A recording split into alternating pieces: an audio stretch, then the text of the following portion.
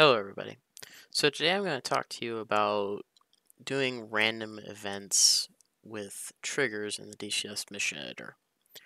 Now, what do I mean by random events? Well, by random events, I mean something that you as a player cannot necessarily predict or anticipate what is exactly going to happen. So, with this specifically, we may use random events to randomize when a intercept flight may launch, or when um, a convoy either departs, or when an ambush is set to start, or where an ambush is set to start. These mainly help give an added sense of unknown to the situation, as pretty much everything in DCS can be predicted pretty much down to the minute. If run enough times, you can pretty much predict everything down to the minute, and especially if you're the mission designer, you can pretty much know everything that's about to happen before it even happens, and it sort of takes the fun out of it. So in order to help personally myself have enjoyment with missions that I design and I fly, I have had to figure out how to sort of randomize things so that even though I know this could happen, I don't necessarily know if it's going to happen. And this has helped with making missions replay excellently. I can play certain missions over and over again, and every time it's different. It's never the exact same thing.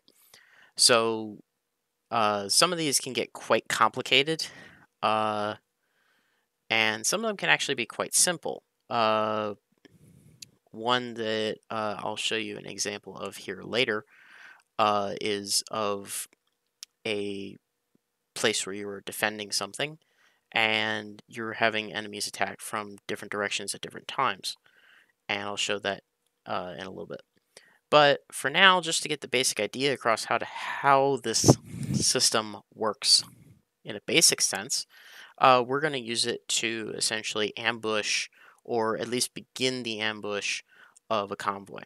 So with this, we're going to make a unit explode at either a random point in the convoy, or just whether or not the thing will explode at all. So what we're going to do, we've already set up, we need three things for this. We need the convoy, obviously, we have that. We need a unit they won't shoot at. You can either use a red unit with it tagged invisible, or in my case, I'm just going to use neutral because they ignore it. They kind of just see it as like, hey, like there's this truck, but they don't pay any attention to it. It's not a threat. And we need a very small trigger zone. In this case, this trigger zone is 50 feet.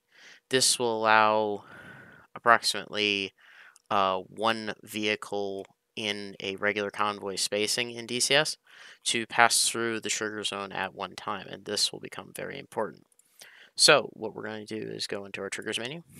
We're going to set a trigger for once, because for our first one, we're only going to have this be a coin flip of yes or no. And for this, I'll explain the logic breakdown. So we're going to have this do it once. We are going to have it for when we can either do part of group in zone or coalition in zone. We want to do part of group in zone. We're going to select our group, which is ground 2, and our zone, which is zone 1. We then want to have it randomly decide what to do. And for this, we're going to do a flag set random value. So we're going to have it set flag 1, set flag 1 limit of 1 or 2. So this is the coin flip. Now with this, we have a 50-50 shot.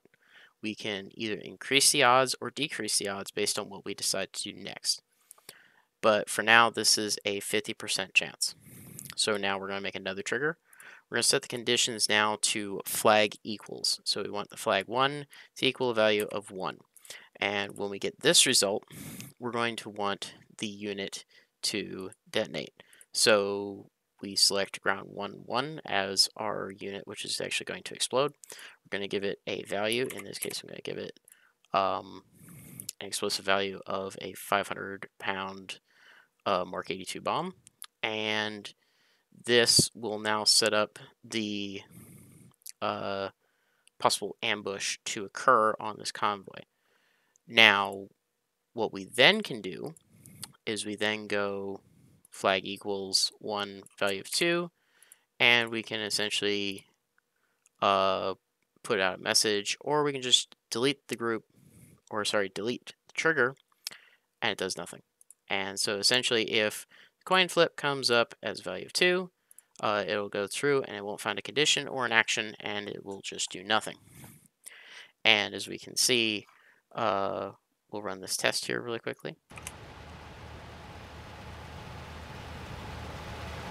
And as we can see, it's decided not to do anything.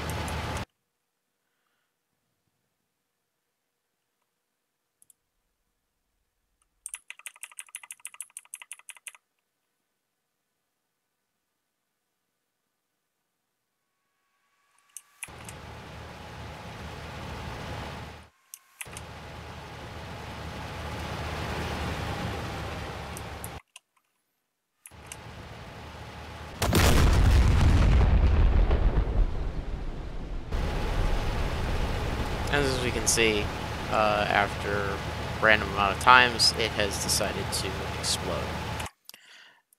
So, if we wanted to do that same action, but we wanted to make it so that it's not entirely predictable with the convoy, or where in the convoy it will happen, what we can do is we can then switch this trigger from a once event to a switch condition.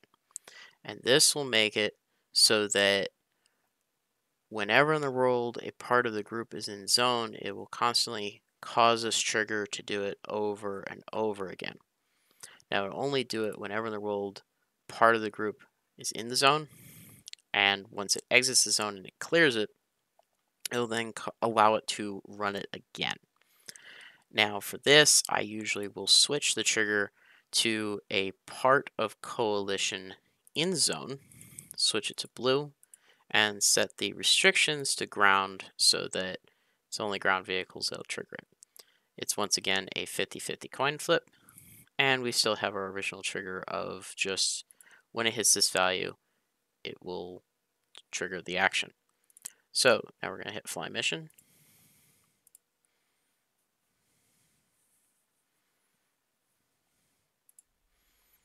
And we're going to watch this again. So now, instead of it only being a coin flip yes or no, do I go off, it's now going to be when does this happen. Obviously, with a long convoy like this, it can happen at any point.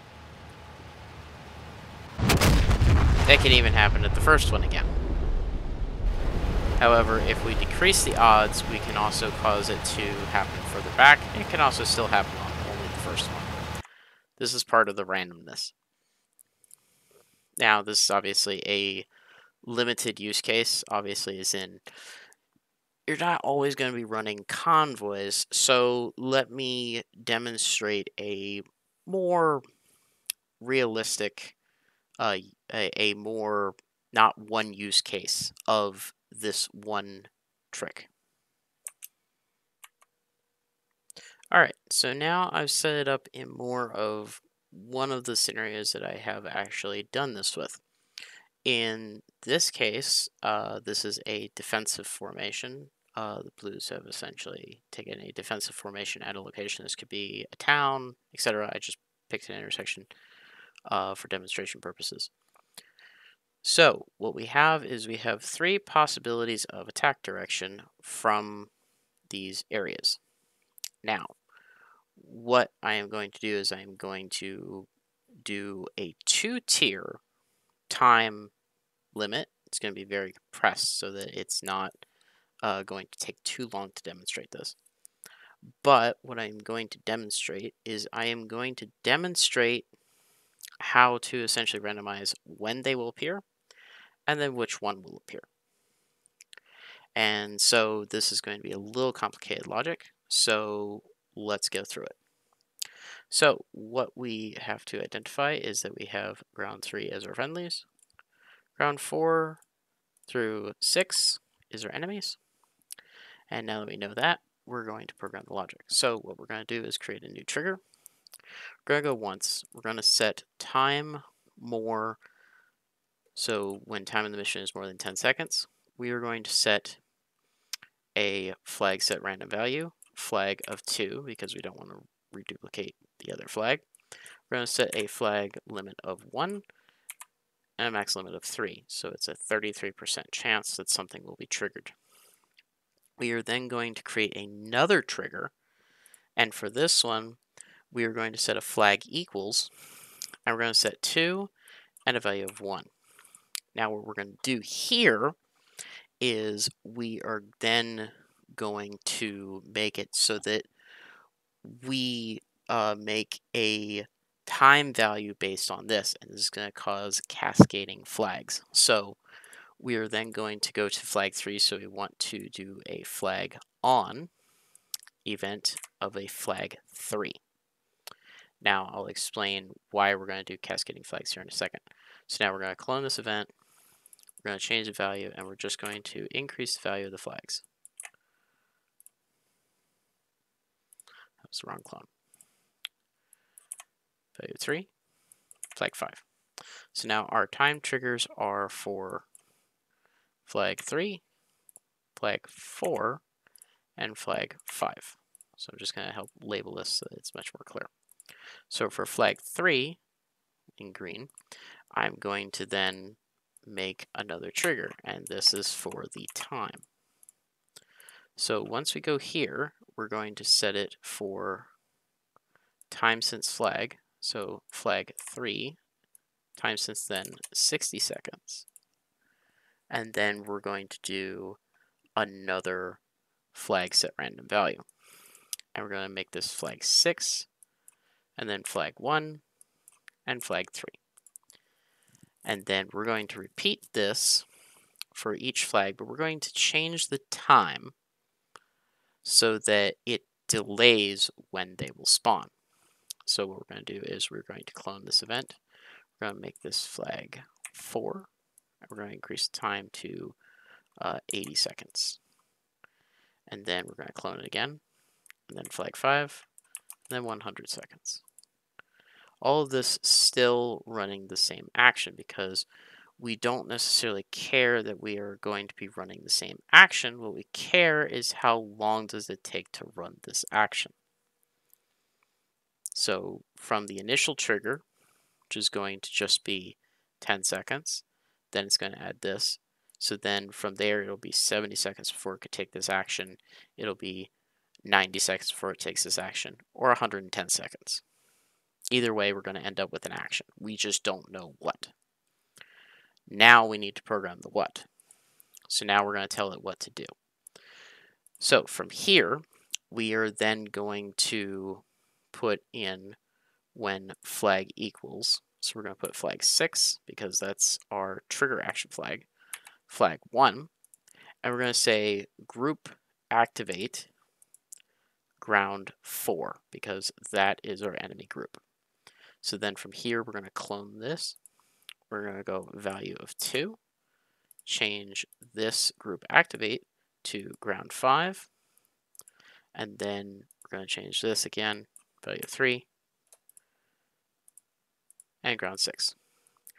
And so now with this, we have now made it to where exactly we will have one spawn, but we won't know when, because it will essentially occur at 3 different possible points in time, but it will only happen once. And we also don't know from which direction the group will be coming from. So with these 3 things, we have managed to make it so that we can only guess when the spawn is going to happen. We don't know the direction. And so this means is in the only way for us to know outside of knowing when these spawn times are and where the possible locations are, we have really no idea what could happen as soon as we run this. And we could run this 5 or 6 times, and we may get the same result. We may get different results. This is one of the things about randomization. You could end up with the same result 3, 4 times over before you see something different. And of course, you can tier stack these. You could just do the time delay so that pretty much you will always have these groups spawn, but they may be time delayed so that in this place, instead of tier stacking the time as to when the event will start and then randomizing also when the groups will start, you can essentially just randomize the start time so that you may have 2 groups spawn really close together and it may come from 2 separate directions, and that could be your randomization. All of this really makes it so that you really have something happen that you know what could happen, as in we know that this group will get ambushed. We just don't know when. Like these guys are in a defensive formation. They're going to come under attack from 3 BMPs. But we don't know from what direction, and we don't know when this could happen. And so this creates very much a very realistic suspense of, we know there's possibilities of something's going to happen, but we don't know exactly what. And so with this, I'll leave you with, this is one of the things that I have used in order to make my missions personally more fun for when I'm flying solo or when I'm designing missions for a group, and I also really want to fly in the middle of the action. And it has helped with me not knowing exactly what's going to happen next. So I will I'll play through the 3 tests of this scenario, and with that, I hope to see you in the next video.